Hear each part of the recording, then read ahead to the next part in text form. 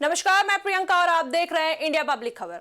उत्तर प्रदेश के उप मुख्यमंत्री केशव प्रसाद मौर्य ने मंगलवार को एक बार फिर समाजवादी पार्टी के पूर्व मुख्यमंत्री अखिलेश यादव पर तीखा हमला बोला।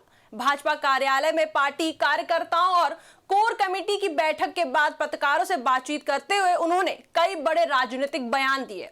मौर्य की ये पत्रकारों से बातचीत सिर्फ एक औपचारिक बातचीत नहीं थी, बल्कि बिहार चुनाव परिणामों के बाद बदली सियासी हवा और आगामी यूपी चुनाव की तैयारी को लेकर आक्रामक रणनीति का संकेत भी था। मौर्य ने कहा कि बिहार चुनाव के ताजा नतीजों ने विपक्ष, खासकर समाजवादी पार्टी के उत्साह पर ब्रेक लगा दिया है। उन्होंने तंज कसते हुए कहा कि जब से बिहार चुनाव परिणाम आए हैं, यूपी में लाल टोपी वाले नजर ही नहीं आ रहे।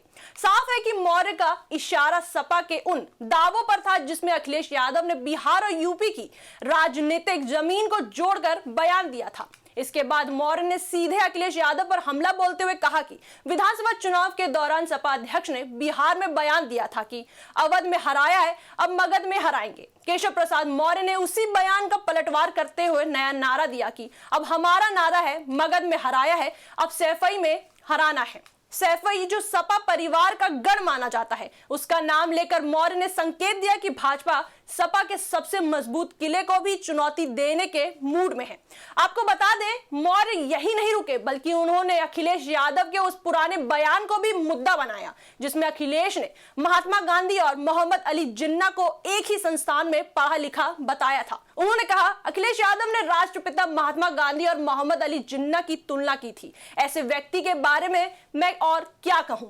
भाजपा लगातार इस बयान को राष्ट्रवाद और इतिहास के अपमान से जोड़कर सपा को घेरती रही है और मौर्य ने एक बार फिर उसी रणनीति को दोहराया। पत्रकारों से बातचीत के दौरान उप मुख्यमंत्री ने भाजपा की दीर्घकालिक राजनीतिक रणनीति पर भी बात की। उन्होंने कहा, 2014 में नरेंद्र मोदी जी के नेतृत्व में जो भाजपा की विजय यात्रा शुरू हुई थी, वह 2047 तक लगातार चलती रहेगी। उन्होंने दावा किया कि यूपी में 2027 के चुनाव में विपक्ष का लगभग सफाया कर दिया जाएगा और भाजपा का परचम सैफई तक लहराएगा। इसके बाद केशव प्रसाद मौर्य ने राष्ट्रवाद के मुद्दे पर विपक्ष पर तीखा हमला बोलते हुए कहा, जो लोग सिमी जैसे आतंकवादी संगठन के सदस्य का मुकदमा वापस लेने की कोशिश करते हैं, उन्हें वंदे मातरम कहने का अधिकार नहीं है।